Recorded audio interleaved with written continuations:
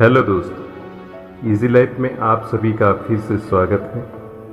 चलिए आज मैं आपको एक कहानी सुनाता हूँ जिसका शीर्षक है चार मोमबत्तियाँ। रात का समय था, वहाँ चारों ओर घुप अंधेरा छाया हुआ था। केवल एक ही कमरा प्रकाशित था जहाँ पर चार मोमबत्तियाँ जल रही थी। चारों मोमबत्तियाँ एकांत को देख आपस से बातें करने लगी। पहली मोमबत्ती बोली, मैं शांति हूँ। जब मैं इस दुनिया को देखती हूँ तो बहुत दुखी होती हूँ। चारों ओर आपाधापी, लूट खलोट सभी तरफ छाया हुआ है और हिंसा का बोलबाला चारों ओर है। ऐसे में यहाँ रहना मेरे लिए बहुत मुश्किल है। अब मैं यहाँ और नहीं रह सकती। इतना कहकर मोमबत्ती बुझ जाती है। दूसरी मोमबत्ती भी अपने मन की बात कहने लगती है। मैं विश्वास हूँ।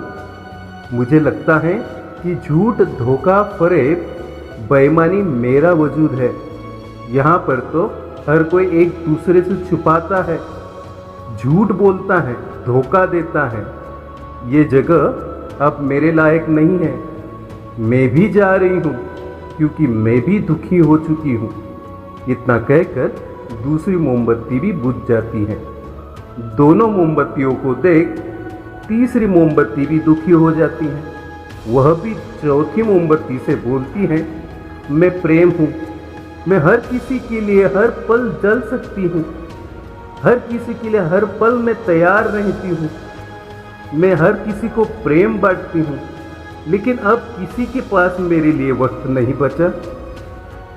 हर कोई इस नफरत का भाव लेकर जी रहा है। मेरा स्थान अभी कहाँ बचा? लोगों के मन में अपनों के प्रति प्रेम की भावना नहीं बची। अब ये सहना मेरे बस की बात नहीं। मैं भी काफी दुखी हो चुकी हूँ। मेरे लिए जाना ही ठीक होगा। यह कहकर तीसरी मोमबत्ती भी बुझ जाती है। तीसरी बत्ती बुझी ही थी कि कमरे में एक बालक ने प्रवेश किया जो बिल्कुल अकेला था इस दुनिया में। उसका इस दुनिया में कोई सहारा नहीं था। उसकी जिंदगी बहुत ही दुख भरी थी।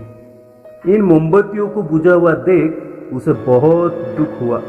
ये तीनों मोमबत्तियां उसकी जीवन की एक आस थी। उसकी आंखों से आंसू बहने लगे।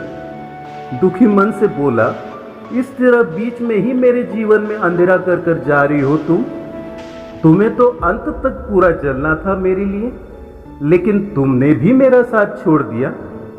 अब मैं कहाँ जाऊंगा? मैं क्या करूंगा? बालक की बात सुन चौथी मोमबत्ती बोली, घबराओ नहीं बालक, मैं आशा हूँ और मैं तुम्हारे साथ हूँ। जब तक मैं जल रही हूँ तुम मेरी लौ से दूसरी मोमबत्तियां भी आसानी से जला सकते हो। चौथी मोमबत्ती की बात सुनकर बालक का ढाढ़स बन गया। उसने आशा के साथ शांति, विश्वास और प्रेम को पुनः प्रकाशित कर लिया। दोस्तों, इस कहानी से हमें ये सीख मिलती है कि जीवन में समय एक सा नहीं रहता। हर कोई आपके साथ नहीं रहता। हर किसी को अपने अपने मकसद के लिए जाना ही होता है। कभी उजाला रहता है तो कभी अंधेरा।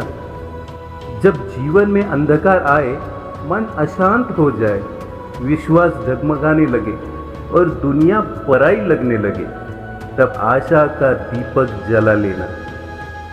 जब तक आशा का दीपक जलता है, जीवन में कभी अंधेरा नहीं हो सकता।